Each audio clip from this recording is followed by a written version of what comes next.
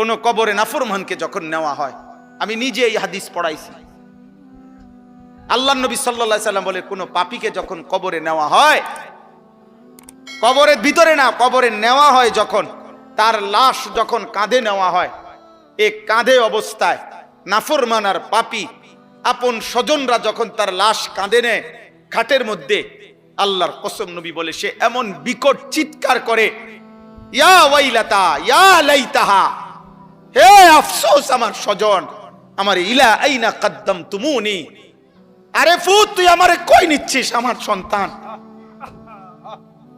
আমার ভাই তুই আমারে কান্দে নিয়ে ওদিকে নিচ্ছিস কেন, মনে আমারে মাইরা ফেলবে তো, আমারে কবরে দিস না রে আব্বা, আমারে কবরে দিস না, আমারে তো ফেরেশতা মাইরা ফেলবে,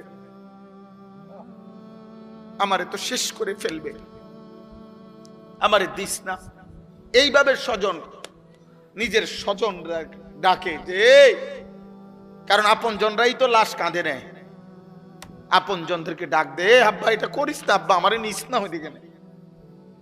আল্লাহর নবী বলেন পৃথিবীর সমস্ত মানুষ যদি একসাথে শুনতো, এক মাঠে দাঁড়াইয়া একত্রে, খোদার কসম নবী বলছে আদম থেকে ইসরাফিলের ফু পর্যন্ত সমস্ত মানুষ যদি এক মাঠে থেকে একবার জীবনে এই পাপীর চিৎকার একবার শুনতো, আল্লাহর নবী বলেন লা সাইকা, তাহলে সমস্ত মানুষ একসাথে চিৎকার দিয়া বেহুশ হয়ে যেত।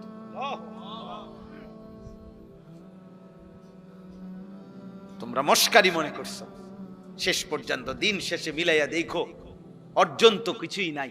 যত নারী দেখছো কেউ তোমার আপন না, মোবাইলের নর্তকী তো তোমার না, নর্তকী তো তোমারে ধোকা দিছে আব্বা, নর্তকী তো তোমারে ধোকা দিছে, সিনেমার নর্তকী তো তোমার না, রাস্তার বেপর্দা মেয়েটা তো তোমার না, তোমার কিচ্ছু না, সে তো রূপ যৌবনের ফেরি করে। হ্যাঁ, অস্থির ছবি যারা দেখো বাবা, কি দেখছো, কাকে দেখো? তোমার ক্ষয় ছাড়া, তোমার ব্যয় ছাড়া আয় কি? মোবাইল গেল, এমবি গেল, চার্জ গেল, টাকা গেল, কোমরের ক্ষমতা গেল, হারাম বীর্যপাত হইল, লজ্জাস্থানের সক্ষমতা নষ্ট হইল, শেষ পর্যন্ত একদিন পঙ্গু, অচল ছাড়া, ধ্বজভঙ্গ ছাড়া আর কি? আমি খোলামেলা বললাম, কত শত যুবক, কয় শ, আমি চ্যালেঞ্জ করলাম, তুমি শুনবা, আমার কাছে আছে, আমার কাছে হোয়াটসঅ্যাপে জমা আছে, এমন শত শত বাংলাদেশের ছেলে, তাগরা জোয়ান ছেলে, পৃথিবী জানে এমন জোয়ান ছেলে সুন্দর, কিন্তু নারী দেখতে দেখতে, অশ্লীল ছবি দেখতে দেখতে যাদের পুরুষত্ব নাই, যৌবনের সক্ষমতা নাই, এই হাইওয়ান অশ্লীল আর উলঙ্গ ছবির পাল্লায় পড়ে ভিতরের জীবন শেষ। তার আখেরাত তো নাই, আখেরাত তো পরের খবর, এটা তো নাই কিছু, দুনিয়াও কিছু। যেই কোন মানুষ চ্যালেঞ্জ করলাম বেটা, বাংলাদেশের প্রতিদিনকার পত্রিকা, বাংলাদেশের প্রতিদিনকার চ্যানেলের খবর তোমরা প্রত্যেকেই দেখো, কি পরিমাণ পরকীয়া বাংলাদেশে বেড়ে গেছে। এর কারণটা কি? কারণ এই স্বামী এই স্ত্রীতে তৃপ্ত না, এই স্ত্রী এই স্বামীতে তৃপ্ত না, আর কোনো কারণ না। কারণটা কি আব্বা? সব নারী দেখতে দেখতে, সব অস্থির ছবি দেখতে দেখতে, সব যৌন দৃশ্য দেখতে দেখতে টেম্পার সব শেষ। এই জন্য ওই মেয়েও, মহিলাও আরেক বেড়া খোঁজে, এই বেড়াও আরেক বেড়ি খোঁজে, কেউ কাউরি দিয়া তৃপ্তি হচ্ছে না। নাহলে এক এক দিনের বাংলাদেশের চারিদিকে দেখো, দেখো গিয়া খবর নাও, তোমরা খবর নাও, আর তোমার কাছে না থাকলে আমার জানাও, আমি জানা তোমার কাছে খবর পাঠাবো, আমি একসাথ করে দেবো তোমার, এক সপ্তাহের রিপোর্ট, এক মাসের রিপোর্ট। পস্তাইতে হবে, আফসোস করতে হবে। বয়স্ক বাবারা আপনাদেরকে বলছি, আপনারা যাদের ছেলে নামাজ পড়ে না, সারা দিন রাত মোবাইল টিভি দেখে, খোদার কসম আপনারা এর খেসারত দিয়া, এই লজ্জা এবং বেইজ্জতি হইয়া এরপরে আপনারা চলে যেতে হবে। কবরে যাবার আগেই দেখে যাবেন আপনার ফ্যামিলির মধ্যে আল্লাহ শূন্য, আখিরাত শূন্য, এই হতাশার দুর্ভাগ্য নিয়ে কপালে, তারপরে যাইতে। হিম্মত থাকলে আজ ভেঙ্গে ফেলেন। 14 বছরের ছেলের মোবাইল ভাঙা ফেলেন, তার সাথে যুদ্ধ করেন। আমার ঘরে মুসলমানের বাচ্চা, তুই আমার সন্তান মুসলমানের বাচ্চা যদি ঘুমাইতে হয় ফজরের নামাজ পড়তে হবে, নয়তো তোর মতো নাফরমান গলা ধাক্কা দিয়া বাইর করে দেন বেটা। যা নাফরমান বেটা, বাইর হ তুই বেটা, তুই আলাদা যা বেটা, তুই আলাদা কামাই কর। তোর মতো বেঈমান আমি খাওয়াইতে হবে কেন? তুই তো আল্লাহর দুশমন। সেদিন এক অভিভাবক কাইন্দা দিছে, একজন অভিভাবক আমার কাছে আইসা বলছে, হুজুর আশ্চর্য, আপনার সর্বোচ্চ 12 থেকে 13 বছর হবে, আপন ঘর থেকে 2 লক্ষ টাকা চুরি করে নিয়ে গেছে গা, নিয়া 60টা মোবাইল কিনছে।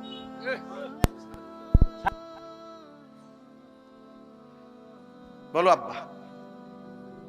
এক ফার্নিচার দোকানদার, উনি বলছে, হুজুর আমার 2.5 লক্ষ টাকা কষ্ট করে জমানো টাকা, আমি নতুন মাল উঠামো, আমার ফুতে আমার ক্যাশের টাকাগুলা নিয়া 3 দিনে অনলাইনে জুয়া খেললা। আমিও এখন কাঁদি, আমার ফুতেও কাঁদে। আমার জীবনের হুজুর আর কিছু নাই, পুঁজি নাই। আমি 2.5 লাখ টাকা, একটা গরিব মানুষের 2.5 লাখ টাকার পুঁজি কি ছোটখাটো বিষয়?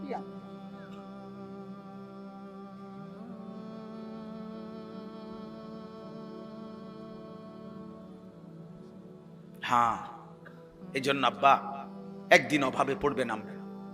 বারবার অভাব মনে করাই দিছে, আল্লাহ আবার দয়া করছে, আবার দয়া করে, আবার দয়া করে, আবার ছাড় দেয়, আবার ছাড় দেয়, আবার ছাড় দেয়, আবার ছাড় দেয়।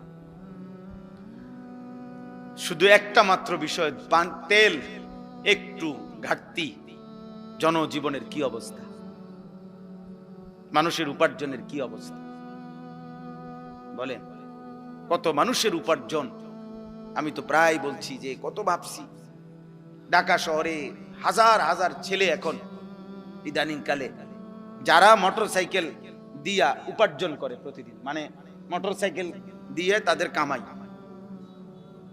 হ্যাঁ ওভার পাঠাও এগুলা দিয়া, তাইলে এই ছেলেগুলোর ফ্যামিলি চলে, বউ বাচ্চা চলে। অনেকে আশা ভরসা করে শহরে বাসা লইছে, ছোট্ট বউ বাচ্চা নিয়ে চলতেছে, এই ছোট ইনকামটা দিয়া মার মুখে হাসি ফুটে। তাহলে এরা যদি 15 দিন তেল না পায়, তার ফ্যামিলি চলবে কিভাবে? আর আমাদের ছেলে পেলেদের চেহারা দেখলে বোঝা যায় অসভ্য, এমন অসভ্য যে পৃথিবীতে দুর্ভিক্ষ আসুক, মহামারী আসুক, আমার উপরে যদি আসমানও ভাঙ্গা পড়ে হুজুর, আমি আমার নারী নর্তকী মোবাইল ছবি দেখা থেকে 1 সুতা নড়ব না। আল্লাহরে বলেন আপনারা হুজুররা যদি বলিয়া আল্লাহরে আমগো মাথার উপরেও যদি আযাব দেয়, আমি আল্লাহরে সেজদা দেব না, দেবই না। আপনি আরো কইলো দিতাম, আমি নামাজ পড়তাম না, সাফ কথা। এই হলো তোমাদের অধিকাংশ ছেলে কলিজার ভিতরে, তোমরা এমন শক্ত অবস্থান নিয়ে নিচ্ছ, মানে আল্লাহর সাথে, যে আল্লাহকে চ্যালেঞ্জ ঘোষণা করে দিলা আর কি, যে আপনারে দেখায় দেব, সেজদা আপনাকে দেব না। আপনি কি করতে পারেন?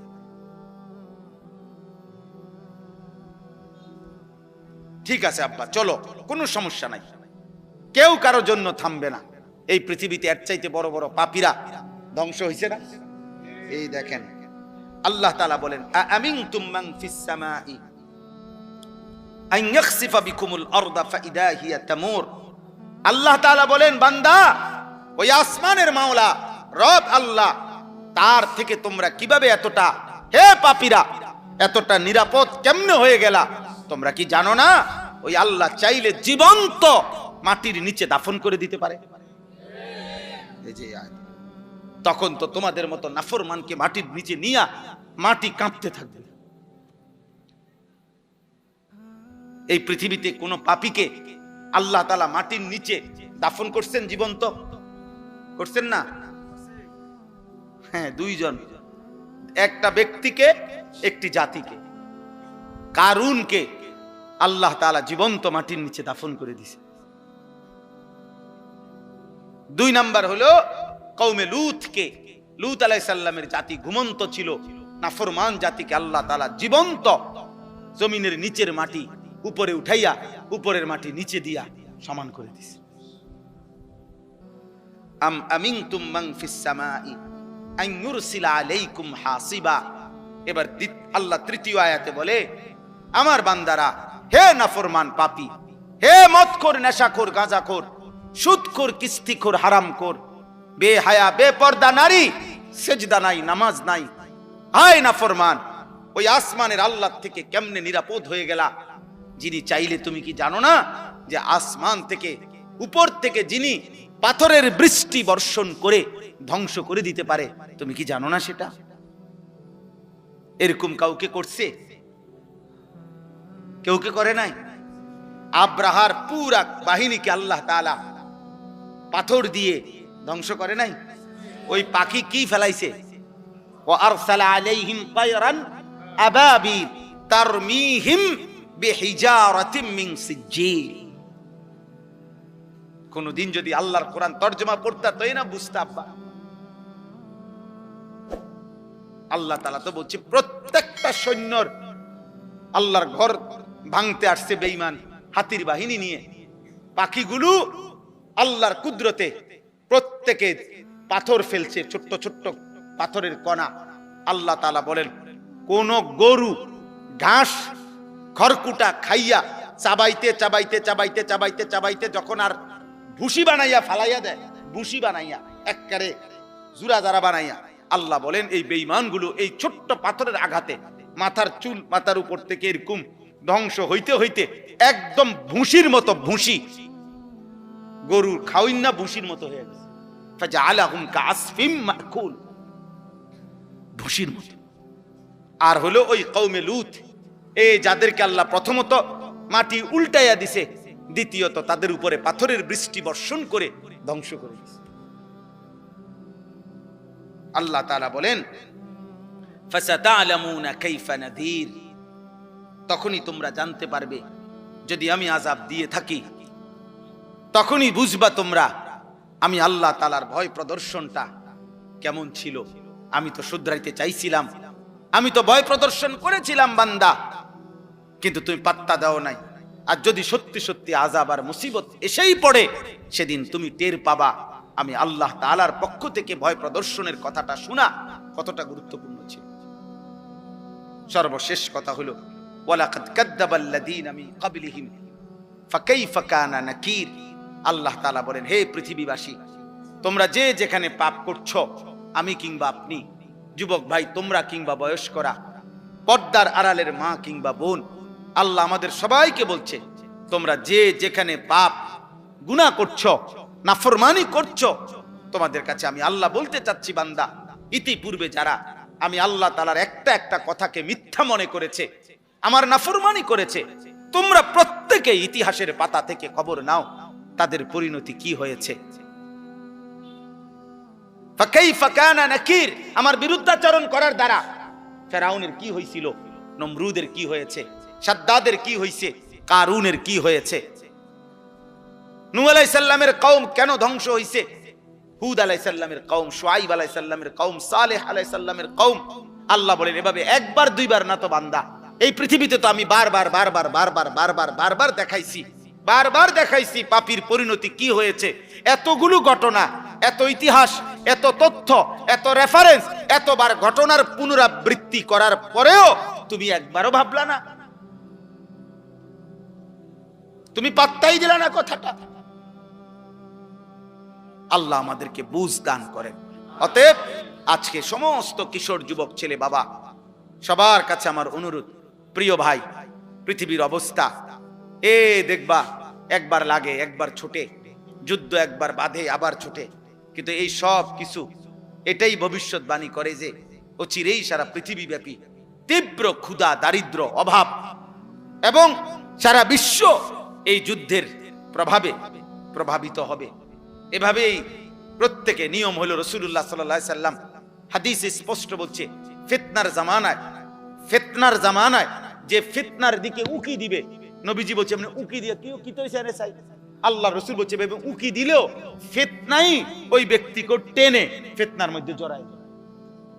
উনি গেছিল এমনি কি তো হইছে, এই বেটা তুই কি তো হইছে কিতা পারে না তোর কি, আর কি তো আমনে সেতেন কা, আমি আমনের কইলাম কত কথাটা না জিগাইলাম কি তো হইছে, আমি এই লাগিয়া গেল আর মানে এরো ঢুকাই দিল, বুঝেন না কথাটা। এবারে উনি গেছে, হ্যাঁ এবারে উনি গেছে আও কিছে, এবারে উনার মানে উকি দিছে, উনি শুধু ঘটনাটা শুনতে চাইছে, উনারও কি করে দিছে লাগে লাগাই। আল্লাহ রাসূল এটা বলেছে, ফিতনার জামানায় কেউ যদি ফিতনার দিকে উকিও দেয় তো ফিতনা তাকে টেনে কি করে লাইব, ভিতরে ঢুকায়। নবীজি সাল্লাল্লাহু আলাইহি সাল্লাম বলছেন, কিছু মানুষের অন্তর থাকে উল্টানো কলসির মতো। এটা বিশুদ্ধ হাদিস। উল্টানো কলস এবং উল্টা কলসির উল্টা পাতে, উল্টা অংশে একে তো উল্টাইয়া রাখছে, আবার আলকাতরা দিয়া মাইখা দিছে, যাতে এক ফোঁটা পানিও, এই দেখেন এখানে এটা এই 1-2 ফোঁটা পানি আছে, এটা একটু আগে পানি পড়লো যে, এটা হলো এই কাগজটা শুষা একটু নরম এই জন্য, কিন্তু এটা আলকাতরা মাখানো থাকলে এক ফোঁটা পানিও এটার মধ্যে জমে না, অনেক লাগেও না।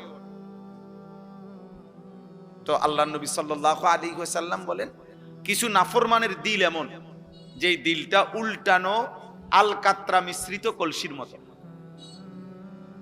লা ইয়ারিফু মারুফান ওয়ালা ইউনকিরু মুনকারান, এই শব্দটা বলছে নবীজি।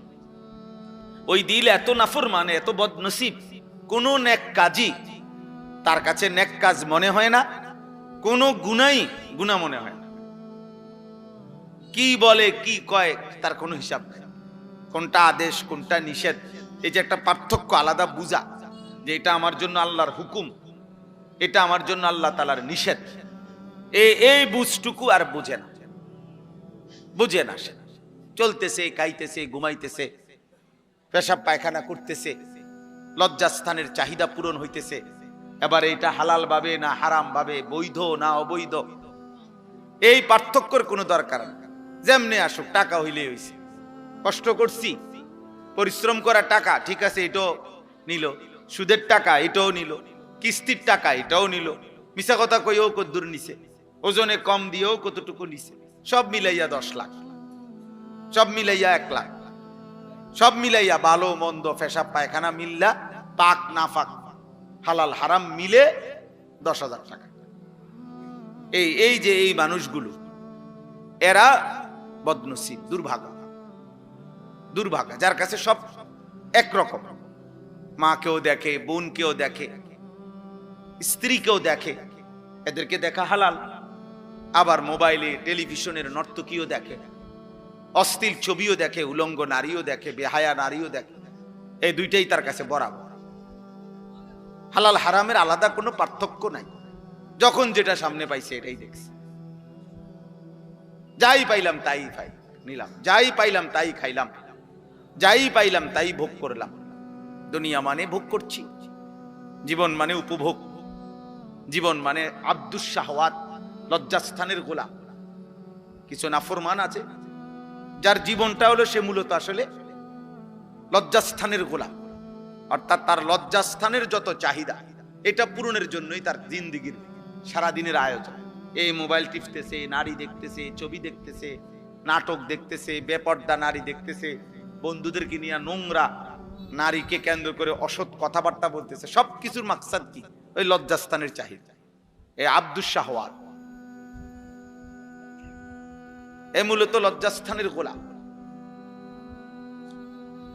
এ নিকৃষ্ট গোলাম।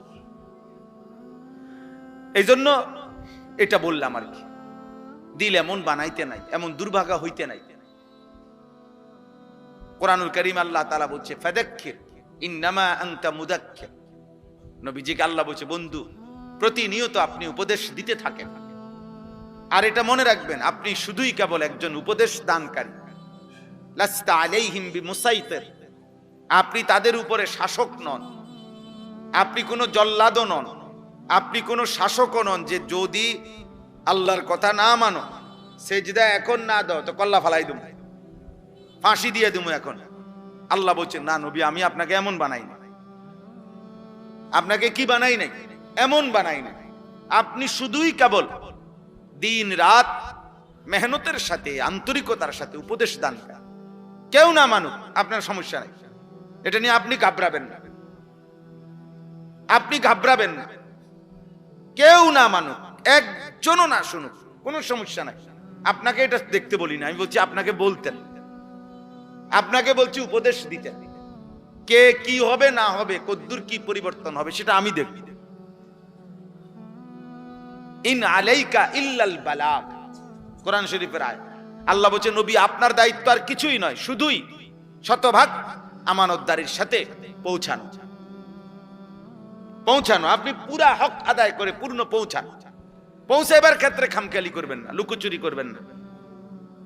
ঠিক যা বলছি তা পুরা বলে। ইয়া আইয়ুহার রাসূল বাল্লিগ মা উনজিলা ইলাইকা মির রাব্বিক, হে আমার রাসূল আপনার রবের পক্ষ থেকে যা কিছু নাজিল হয়েছে তা পূর্ণ, মা উনজিলা, যা কিছু নাজিল হয়েছে সব আপনি পৌঁছায় দেন। আল্লাহ তাআলা বলছেন বন্ধু বিষয়টা আমি দেখব, ইমানদার হবে কে হবে না কে। কাউকে আপনি 30 বছর বললেও ইমান আনবে না, কাউরে একবার বললেও ইমান আনবে, এটা আমার ফয়সালা।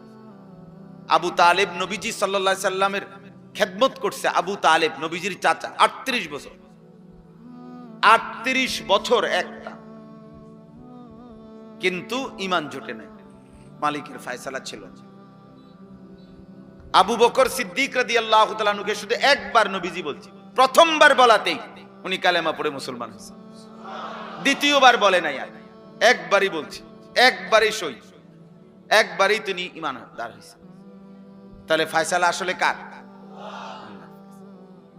কেউ 38 বছর খেদমত করলো নবীজির, আল্লাহ ঈমান দিল না, আর ওই আরেকজন তরবারি নিয়ে যাইতেছে, হত্যা করবে নবীকে, আল্লাহ বলছে আমি হেরে ঈমান দিলাম। আরে কি কর, ওমরকে কেন ঈমান দিলেন? ওমর কি তখন যাচ্ছিলেন নবী সাল্লাল্লাহু আলাইহি সাল্লামকে হত্যা করার জন্য না? তো আল্লাহর ইচ্ছা হইছে, তাহলে এই অবস্থায় বুঝি ঈমান দেয়। আর ওই বেটা এত খেদমত করে ঈমান পাইল না, বিষয়টা কি? সব আল্লাহর ফয়সালা। এজন্য আমরা ঘাবড়াই না, যখন যেটুক সুযোগ পাই বলতে চেষ্টা করি। বলার উদ্দেশ্য এটাই, এ জনপ্রিয়তা দিয়েই বা কি করবো, জনপ্রিয়তা না থাকলেই বা কি সমস্যা। আমি আজকে আলহামদুলিল্লাহ মনে করেন আল্লাহর দয়ায় 22 বছর হয় ওয়াজের বয়ান করি, আল্লাহর রহম। তো আমি তো 22 বছর ধরে এই এত পরিচিতি ছিল না, বুঝেন নাই কথাটা? আজ থেকে 20 বছর আগে যারা ওয়াজ শুনছে তারা তো আমার নামও জানে না, তা আমি তো এই সময় ওয়াজ করছি। তো আমি তো ওই সময় ভাত তরকারি খাইছি, 3 বেলায় খানা খাইতাম। আগেও আমি 3 বেলায় ভাত খাইতাম, সকালে নাস্তা করতাম, দুপুরে ভাত খাইতাম, রাত্রেও ভাত খাই, এখন এইভাবে খাই, বুঝছে? আগেও খাটে ঘুমাইতাম, তাইলে কিচ্ছু আসে যায় না। এজন্য দোস্ত এটা জরুরি যে আল্লাহর কথা মনোযোগ দিয়ে শোনা, আখিরাতের কথা মনে পড়া, কবরের কথা মনে পড়া, জাহান্নামের কথা মনে পড়া। আহা, এই দিল যদি মনে পড়ে, আল্লাহ তাআলা বলছেন এই সূরার মধ্যে, কুল হুয়াল্লাযী আনশাআকুম, সূরা মুলক যে সূরা আমি পড়ছি, আল্লাহ তাআলা বলেন, হে নবী বলেন আল্লাহই তোমাদেরকে সৃষ্টি করেছেন। ওয়া জাআলা লাকুমুস সামআ ওয়াল আবসারা ওয়াল আফইদা, তোমাদের কান, তোমাদের চোখ এবং তোমাদের দিল আল্লাহই দিয়েছেন, আল্লাহই দিয়েছেন। জীবনের সবচেয়ে বেশি অর্জন হয় তোমাদের এই 3 জিনিস দ্বারা। অসংখ্য জিনিস তোমরা শিখতে পারো, জানতে পারো, বুঝতে পারো কান দিয়ে শুনে। কোটি কোটি জিনিস, অগণিত জিনিস তোমরা এই চোখ দিয়ে দেখে বুঝতে পারছো। আর এই অন্তরে তোমাদের হাজার হাজার কোটি কোটি ভাবনা, পরিকল্পনা, প্ল্যান তোমাদের এই অন্তরের মধ্যে আছে। এটা দিয়ে তোমরা প্রস্তুতি নিচ্ছ, বুদ্ধি খাটাইতেছ, প্ল্যান প্রোগ্রাম করতেছ, সব দিলে দিলে ধীরে ধীরে আমাদের জবানের চাইতে বেশি কথা আমাদের দিলে আছে, ঠিক না? আমরা বলি না যে বেটা সব বলতে পারি নাই, অনেক কথাই বুকে জমা আছে, অনেক কথাই, অনেক ঝড় তুফান। ওই কোটা আন্দোলনের সময়, বৈষম্য আন্দোলনের সময়, আমাদের এই যে 24-এর আন্দোলনের সময় একটা স্লোগান ছিল এরকম, বুকের ভিতর অনেক ঝড়, বুক পেতেছি গুলি কর। তার মানে আমাদের অনেক ব্যথা আছে কলিজায়। ওই ছেলেরা এটা বুঝাইতে চায় আমরা দীর্ঘদিন যাবৎ বৈষম্যের শিকার, জুলুমের শিকার। আর এই মজলুমরা সব একত্র হওয়াতে জালেম ভাগতে হয়েছে। হ্যাঁ, বাস্তব, এটাই সহজ হিসাব। অনেক মজলুম একসাথে হয়ে গেছে, ফলে জালেম চলে যেতে হয়েছে। এটাই বাস্তব। এই প্রতিবারই ইতিহাস এভাবে ঘুরে ঘুরে আসে। যখনই জালেম সীমা লঙ্ঘন করে, মজলুমের আহাজারিতে জালেম ধ্বংস হয়েছে। সময় নেয় আর কি, কখনো কারো জন্য 20 বছর, কারো জন্য 200 বছর, কারো বেলায় 40 বছর, কারো বেলায় 400 বছর সময় নেয়। এতটুকু সময়ের ব্যবধান হয়, কিন্তু জুলুমের ধ্বংসই হয়। জুলুমের কি হয়? পাপী লজ্জিতই হয়, নাফরমান ঘৃণিতই হয়, সময়ে ব্যবধান হয়। আজকে হয়তো তোমার ব্যাপারে কেউ টের পায় না, বাকি টের পাবেই। তোমার অসভ্যতা, চরিত্রহীনতা টের পাবে। অফিকা উয়ুবুন ওয়ালিন্নাসি আয়ুন, আরবি ভাষার একটা প্রবাদে। আরবি ভাষায় বলে, তোমারও দোষ আছে, মানুষেরও চোখ আছে। বলে যে মনে রাখো, তোমারও দোষ আছে, মানুষেরও কি আছে?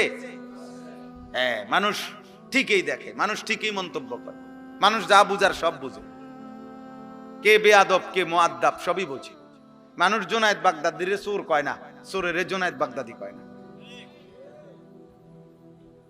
তাহলে কাজে তুমি লম্পট নারী দেখবা, ছবি দেখবা, মোবাইলে অস্থির দৃশ্য দেখবা, আর মানুষ তোমাকে ভদ্র বলবে না? মানুষ কি চিরা খায় নাকি? মানুষ কি 3 বেলা চিরা খায় নাকি? মানুষ বুঝবে না? অতএব এটা জরুরি ভাই, সবার কাছে বলছি, জীবনটা সুন্দর করা। আমি তাড়াহুড়ার জন্য চেষ্টা করি। মাওলানা সাহেব আরো কি বলতে চাইছে, হয়তো আর একটু কিছু বলবে আমগো কথা, আমি এই জন্য বলতেও দেই না, হাত দিয়ে থামাই দিছি। বাকি কোরআনুল কালাম তেলাওয়াত তো শোনা দরকার। এই জন্য আবার কোরআন তেলাওয়াতের সময় উনি মাইক দিতে চাইছে, ওনারা আবার দমক দিছে যে ভাই তো কোরআনুল কারীম তেলাওয়াত এ তো অনেক দাম, উনি যদি 1 ঘন্টাও তেলাওয়াত করে ওইটার দাম বেশি। আমার মতো 1 কোটি বক্তা কোরআনুল কারীমের তেলাওয়াতের সামনে 2 পয়সারও বেল নেই। কথা বুঝেন নাই? এজন্য ওইটা থামানোর কোনো সুযোগ নাই। তা আল্লাহর কোরআন, কোরআনুল কারীম তো সবচেয়ে শ্রেষ্ঠ। নবী সাল্লাল্লাহু আলাইহি সাল্লাম এক সাহাবীকে বলছেন, হযরত উসাইদ ইবনে হুযায়র রাদিয়াল্লাহু তাআলা আনহু, ওনাকে বলছেন নবীজি, ওয়ালাউ ক্বারা'তা লা আসবাহতা ইয়ারাহান নাস। মানে এক সাহাবী শেষ রাত্রে ওনার ছোট্ট ঘরে, কুড়ে ঘরে আল্লাহর কোরআন তেলাওয়াত করতেছিলেন, তাহাজ্জুদ নামাজ। তো কোটি কোটি ফেরেশতা ওনার ঘরের উঠানে, এরকম উঠানের মধ্যে পুরা উঠানটা আলোকিত করে অন্ধকারকে ফেরেশতারা নামছে আসছে আল্লাহর কোরআন শুনতে। তো উনি ওনার ঘোড়াটাকে বাইরে নিয়ে বাঁধ দিতে গেছে, গিয়া দেখে ওনার উঠানটা আলোয় আলোকিত, চারিদিকে অন্যান্য সব জায়গায় অন্ধকার, কিন্তু ওনার উঠান যেটুকু এটুকু আলো আর আলো, অগণিত আলো। সকালবেলা তিনি নবীজির কাছে বলছি, ইয়া রাসূলুল্লাহ, গভীর রাতে আমি আল্লাহর কোরআন পড়তেছিলাম, তো এরই মধ্যে আমার ঘোড়াটা নড়াচড়া করছিল, আমি এই জন্য ঘোড়াটা তেলাওয়াত বন্ধ করে বাইরে ঘোড়াটা বাঁধ দিয়ে আসতে গেছি। বাহিরে বাঁধতে আসতে ঘর থেকে দেখি আমার উঠানটা আলোয় আলোয় ভরপুর অবস্থায় ছিল। এই তখন নবীজি কথাটা বলছে, ওয়ালাউ ক্বারা'তা লা আসবাহতা ইয়ারাহান নাস। হায় সাহাবী, কি করলা? তুমি থামলা কেন?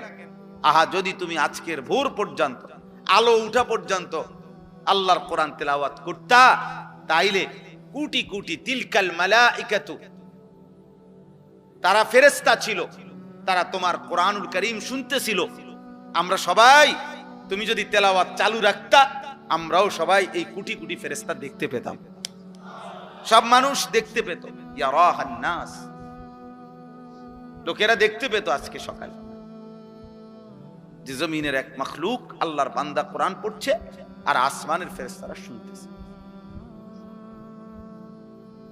হ্যাঁ, যে ঘরে কোরআনুল কারীম তেলাওয়াত হয়, আল্লাহর নবী সাল্লাল্লাহু আলাইহি সাল্লাম বলছে, শয়তান সেখান থেকে তৎক্ষণাৎ দূরে সরে যায়। কেন এত গুনাহ হয়? কোরআনুল কারীম তেলাওয়াত নাই, যে মা বাবা ছেলে মেয়ে নাতি দাদি কারো জবানে তো আল্লাহর কোরআন নেই। এই জন্য ঘরের মধ্যে সবার চেহারা সুরত শুধু শুধু ফাঁকি ঝুঁকি, পাপের চিহ্ন। প্রত্যেকে প্রত্যেকের সুবিধা মতো গুনাহ করে। বাপে বাপের সমবয়সীদের সাথে গুনাহ করে, মা মার সমবয়সীদের সাথে গুনাহ করে, জিয়ে জিয়ের সমবয়সীদের সাথে গুনাহ করে, ফুতে ফুতের সমবয়সীদের সাথে গুনাহ। প্রত্যেকেই যার যার গ্রুপ বাছাই করে নিয়েছে, যার যে সমবয়সী নিয়া গুনাহ করছে। বুড়া মিয়া আরো 5-6 জন বুড়া লইয়া এই যে বিড়ি খাইতেছে, অনেক ওনার তালে আছে। মহিলা পাশের ঘরের 3-4 ঘরের ভাবিদেরকে নিয়ে বেহুদা গল্প করতেছে, বেহুদা কাহিনী বলতেছে, একটা 3 পিসের ঘটনা কইতেছে, এটা সবাই শুনতেছে, এটার উপরে আবার কথা বলতেছে। আহা, অথচ প্রত্যেকের গায়েই জামা আছে, প্রত্যেকেরই এগুলো আছে, বেহুদা বলতেছে। অথচ আল্লাহ নবী সাল্লাল্লাহু আলাইহি সাল্লাম বলেছেন, লা তাজআলু বুয়ুতাকুম মাকাবির, তোমরা তোমাদের ঘরগুলো কবরস্থান বানাইও না, কবরস্থান বানিয়ে ফেলো না। ফা ইন্না শাইতানা ইয়ানফুরু মিনাল বাইতিল্লাযী তুকরাউ ফীহি সূরাতুল বাকারা, যেই ঘরে সূরা বাকারা তেলাওয়াত করা হয়, নবীজি বলেন তৎক্ষণাৎ ওই ঘর থেকে শয়তান দূরে সরে যায়। কোরআনুল কারীম তেলাওয়াত করলে শয়তান সরে যায়। আব্বা, তোমাদের অনেক ছেলে আছো মাশাআল্লাহ, সবার কাছে বলি, যতক্ষণ পর্যন্ত আল্লাহ না চিনবা, রাসূল না চিনবা, আল্লাহর কোরআন ধরতে না পারবা, ততক্ষণ জিন্দেগি সুন্দর হবে না, সুন্দর হবে না। এই সারাক্ষণই মন চাইবে, যতই বলি কাফের মুশরিকদেরটাই ভাল লাগবে, কারণ তুমি তো ঈমান আমল হওয়ার জন্য জাত পাথেও, আপনি তো সেটা গ্রহণই করেন। আপনি পানির গ্লাস নিয়ে বইয়া থাকলে তো চায়ের মজা পাবেন না, আপনাকে তো চা পাতা চিনি পানি মিশাইতে হবে, মিশাইতে হবে। অতএব আমি তো আমার জীবনে সেজদা মিশাইতে হবে, আল্লাহর কোরআন পড়তে হবে, নাই তো আমার মধ্যে আখিরাতের কথা মনে পড়বে কেমনে? কবরের ভয়, জাহান্নামের ভয় আসবে কিভাবে? যেভাবে আসে সেটা তো আমি গ্রহণই করলাম আমার জীবনে। মোবাইল টিপলে আল্লাহর কথা মনে পড়বে কেমনে? বিড়ি সিগারেট খাইলে আল্লাহর কথা মনে পড়বে কেমনে? কথায় কথায় গালিগালাজ করলে আল্লাহর কথা মনে পড়বে কেমনে? সুদ কিস্তি হারামের উপরে থাকলে আল্লাহর কথা মনে পড়বে কিভাবে? আব্বা বলেন, জওয়ান ভাই বলেন, বুড়ো ভাই বলেন, পর্দার আড়ালের মা বোন বলেন, আখিরাতের কথা মনে পড়বে কিভাবে? আল্লাহ তো কোরআন এই জন্য বলছে, সায়াযাক্কারু মান ইয়াখশা, যার কলিজায় আল্লাহর ভয় আছে। আপনি বললে, নবীজিকে বলছে, আপনি বললে সে উপদেশ গ্রহণ করুন। ওয়ায়াতাজান্নাবুল আশকা, আর যে বদনসিব, যার দিলের মধ্যে আল্লাহ আখিরাত পরকাল বলতে কিছুই নাই, তো আল্লাহ তাআলা বলেন আপনি যতই বলেন সে দূরে সরবে। আমি এতটুকু কথা প্রথম মনে করাইলাম, আমাদের প্রত্যেকের আন্তরিকতা থাকা দরকার। এই ওয়াজ না, শুধু সব সময় আল্লাহর কথার প্রতি, কোরআনের প্রতি মনোযোগ না থাকলে, আগ্রহ না থাকলে, দিল না থাকলে দোস্ত হবে না। ইন্না ফি যালিকা লাযিকরা লিমান কানা লাহু কলবুন আও আলকাস সামআ ওয়া হুয়া শাহীদ। আল্লাহ তাআলা বলে, নিশ্চয়ই এই কোরআনের মধ্যে তার জন্য উপদেশ রয়েছে যে 3 জিনিস একত্র করে, অন্তর, কান এবং চোখ। শাহীদ মানে উপস্থিত, যে সশরীরে উপস্থিত, তো উপস্থিত মানে যে 4 চোখ খোলা সামনে। আল্লাহ তাআলা বলেন দিল মানে অন্তর, কান এবং চোখ, এই 3 জিনিস যে একত্র করবে আমার কোরআন, তার জন্য উপদেশ আছে, তার জন্য উপদেশ আছে। কোরআনুল কারীম, কোরআন সুন্নাহর ইলম, আমরা ছোটবেলায় মাদ্রাসায় পড়ছি, জু গায়রাতিন, খুব আত্মসম্মানওয়ালা, ওই তো বাংলা অঙ্ক ইংরেজি বইয়ের মতো না পড়া। কোরআন সুন্নাহর ইলম জানতেন কারো কাছে ধরা দেয় না, জানতেন কারো কাছে ধরা দেয়। লা ইউতিকা বা'দাহু হাত্তা তু'তিয়াহু কুল্লাক। আমরা ছোটবেলায়, এটা আরবি ভাষার গুরুত্বপূর্ণ কিতাবের কথা, যে তুমি যদি কোরআন সুন্নাহর ইলমের জন্য নিজেকে পুরা সঁপে দাও, উৎসর্গ করে দাও, বিলীন করে দাও, তাহলে ইলম তোমাকে কিছু দেবে, কোরআন সুন্নাহ কিছুটা ধরা দিবে, নিজেকে পুরা সঁপে দিবে। এই আমি এখন একটা ছোট্ট মাদ্রাসায় এশার নামাজ পড়ছি, ঢুকছি, একটা ছোট্ট একটু কথা বলছি 5 মিনিট এশার নামাজ পড়তে গিয়ে, তো এগোরে এটাই বলছি শুধু এক কথা, যে আব্বা আজীবন দোয়া করবা আল্লাহ যেন তোমারে মৃত্যু পর্যন্ত কোরআন সুন্নাহর ইলমের রাস্তায় রাখে। এক পড়লাম, পড়াইলাম, শিখলাম, শিখাইলাম, এমনিই যেন চলে। কারণ ইলমের এই রাস্তায় মৃত্যু পর্যন্ত কেউ যদি থাকে, খোদার কসম নবীজি বলছে মৃত্যু হবেই, জান্নাত শুরু হবে। যে পথ ইলমের, কোরআন সুন্নাহর, ওই পথ জান্নাতের। ভিন্ন রাস্তা বদলাইতে হবে, এক রাস্তা, এক রাস্তা। আমি এই জন্য অনেক সময় বললাম যে মাদ্রাসা ভিত্তি দিয়েই জান্নাতের রাস্তা। জান্নাতের রাস্তা কোরআন দিয়া, মাদ্রাসার ভিতরে দিয়া, বাজারের ভিতরে দিয়া না, চা দোকানের ভিতরে দিয়া না, কোরআন সুন্নাহর যেখানে চর্চা হয় ওর ভিতরে দিয়েই কি জান্নাতের রাস্তা। এই পথেই জান্নাত। যে পথে আল্লাহ, যে পথে রাসূল, যে পথে সুন্নাহ, যে পথে কোরআন, এই পথেই জান্নাত। এজন্য দোস্ত, সহজ কথা আমরা সবাই বলি, স্পষ্ট মনে রাখবে, আমরা যারা মাদ্রাসায় পড়ছি আমাদের তো গন্তব্য আখিরাত। এই জন্য আমরা এখানের হিসাব কিতাব মিলাই না। দুনিয়া আমাগরে মূল্যায়ন করে না করে নাই, আমাদের সামাজিক মর্যাদা আছে না নাই, আমাদেরকে জেনারেল শিক্ষিতরা সম্মান করে না করে না, আমাদেরকে সরকার মূল্যায়ন করছে না করে নাই, আন্তর্জাতিক বিশ্ব আমাদেরকে মূল্যায়ন করে না না করে, কিচ্ছু না। আমি তো আমার অর্জন জ্ঞান আমি এই জন্য নেই নাই তো আব্বা, আমি নিছি আখিরাতের জন্য। তো আমি এনে থাইমা গেলে তো হবে না। এজন্য হাদিসের মধ্যে আছে নবীজি সাল্লাল্লাহু আলাইহি সাল্লাম দোয়া করতেন, আল্লাহুম্মা লা তাজআলিদ দুনিয়া আকবারা হাম্মিনা। আল্লাহ আমারে এমন বানাইয়েন না যে দুনিয়াই আমার প্রধান একমাত্র পেরেশানি, আমার দুনিয়া নিয়া, এরকম আমার জীবন বানাইয়েন না। ওয়ালা মাবলাগা ইলমিনা, আল্লাহ আমার জ্ঞানের শিখার চূড়ান্ত প্রাপ্তি শুধু দুনিয়া এমন বানাইয়েন না। ওয়ালা গায়াতা রাগাবাতিনা, আল্লাহ আমার জীবনের স্বপ্ন, ইচ্ছা, আকাঙ্ক্ষা, পরিকল্পনা, আশা সবকিছুই শুধু দুনিয়া সাজানো, এরকম বানাইয়েন না। নবীজি দোয়া করলেন, আল্লাহ আমি যেন এখানে থেমে না যাই, আমি তো থামবো আখিরাতে, আমি তো থামবো আল্লাহর সামনে, আমি তো থামবো মিজানের সামনে, আমি তো থামবো ফুলসিরাতের সামনে, আমার চূড়ান্ত থামবো জান্নাতে।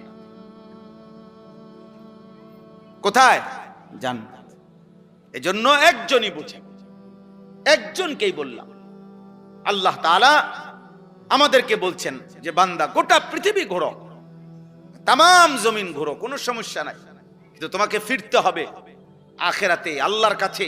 এটা মনে রেখো, এই কথা ভুলে যেও না। এই কথা ভুললে আর জীবন থাকে না, এই কথা ভুললে আর মানুষ থাকে না, হাইওয়ান হয়, জানোয়ার হয়। যে গন্তব্য চেনে না সে জানোয়ার। জানোয়ারের কোনো গন্তব্য নেই। কোনো গরু জানে না তার শেষ ঠিকানা কোথায়, কোনো ছাগল জানে না তার শেষ গন্তব্য কোথায়, কোনো কুত্তা জানে না তার গন্তব্য কোথায়, কিন্তু ঈমানদার জানে আমার গন্তব্য জান্নাত। এজন্য যে গন্তব্য চেনে না, এক দিক দিয়া খায়, আরেক দিক দিয়া পায়খানা করে, এক দিক দিয়া নারীর অশ্লীল ছবি দেখে, আরেক দিক দিয়া লজ্জাস্থানের চাহিদা পূরণ করে, এই যে জন্তু জানোয়ারের আখলাক, এটা তো মানুষের জীবন না। এজন্য আমাকে ফিরতে হবে আল্লাহর কাছে। এই কথাটাই আল্লাহ এখানে বলছেন।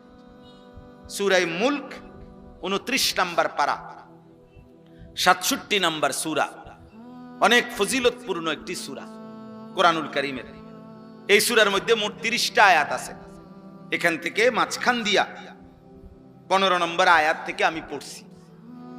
আল্লাহ তাআলা বলেন, হুয়াল্লাযী জাআলা লাকুমুল আরদা যালুলান।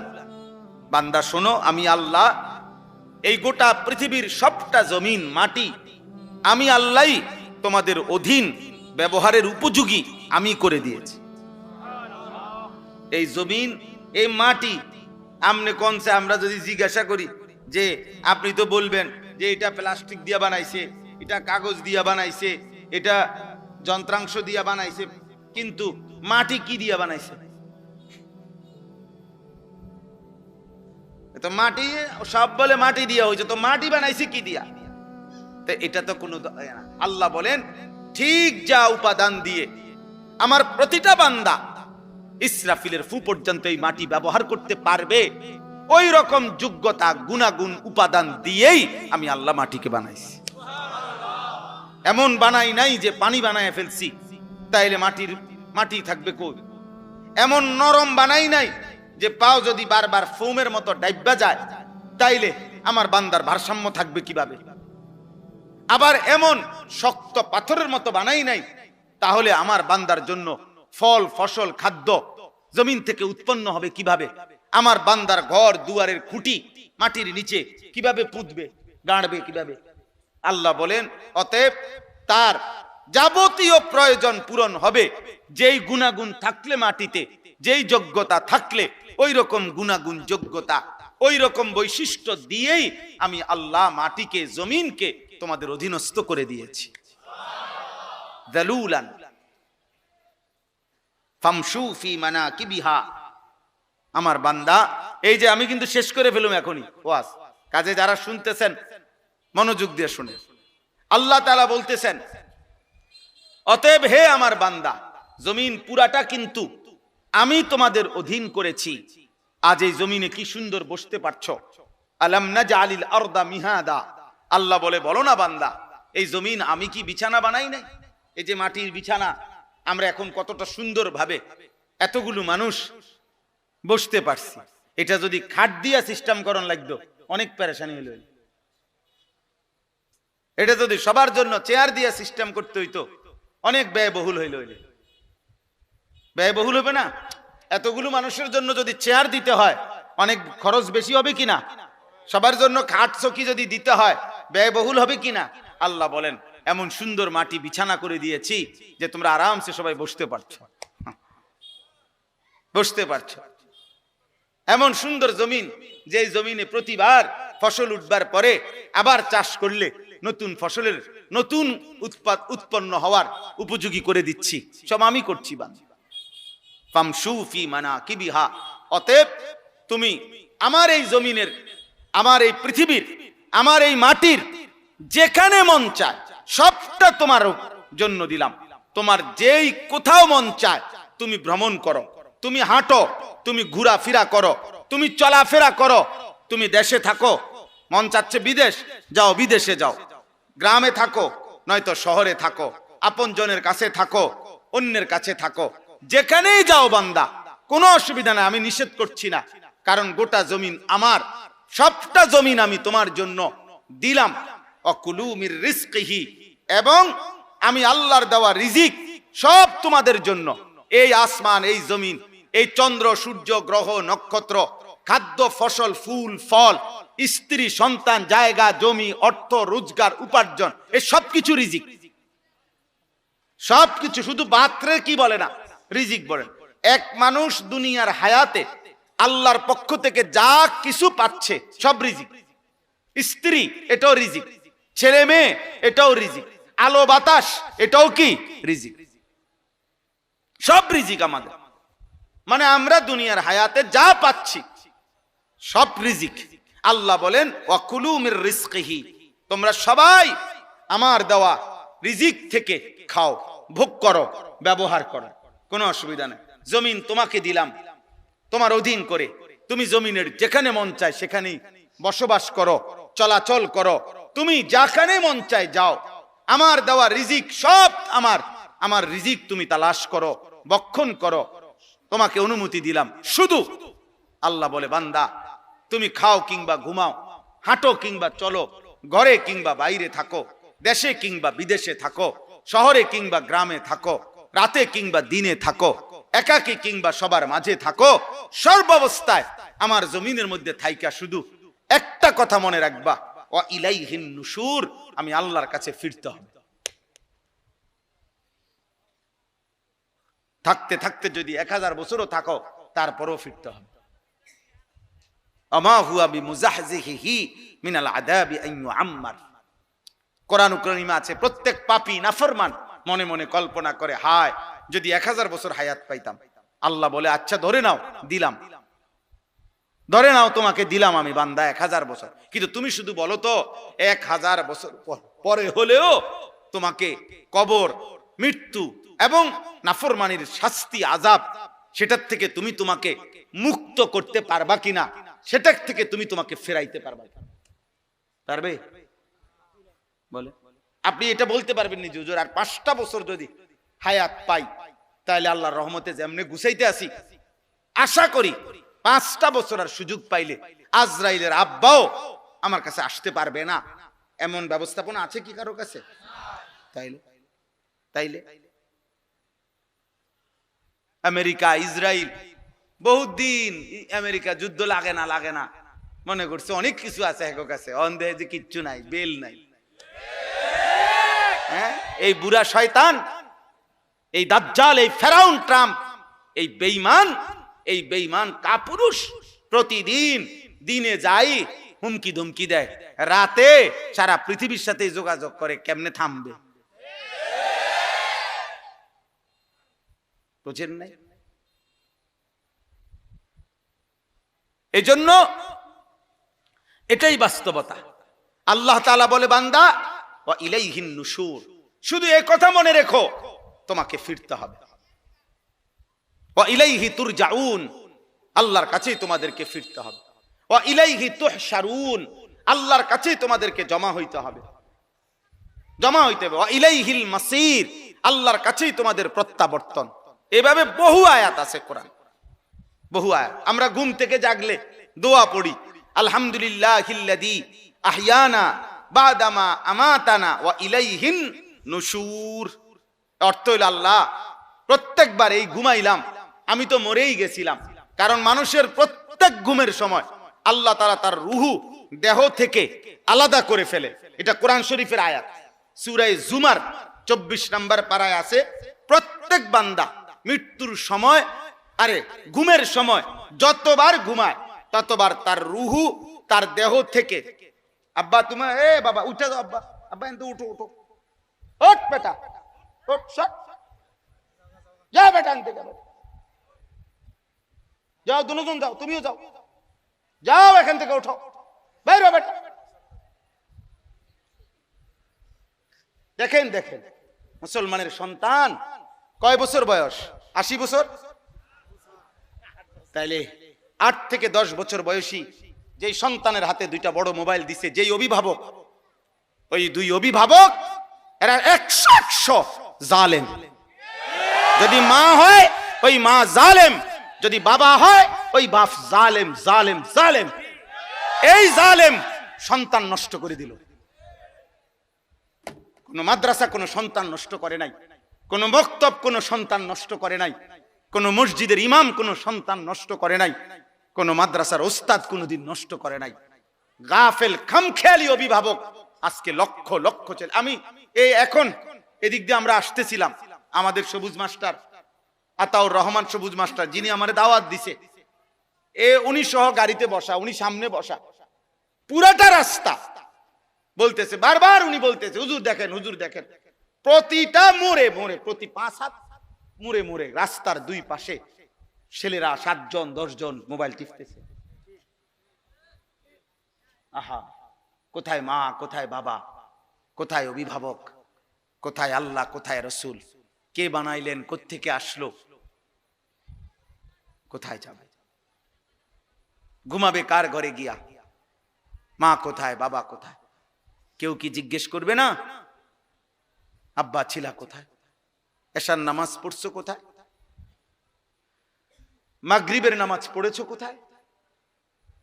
আহা বদ্ধ অনেক ছেলে তোমাদের, আমি সবসময় বলি রে আব্বা, অনেক ছেলে তোমাদের জীবনের একটা বড় দুর্ভাগ্য, একজন ভালো অভিভাবক পাও নাই, কেউ টেনে ধরে নাই। 365 দিনে খোদার 1 বছরে একদিনও ফজরের নামাজ পড়লা না, আহা বদ নসিব। এমন একটা মা তোর কপালে জুটলো না যে তোকে উঠাইবে, এমন একটা বাপ জুটে নাই।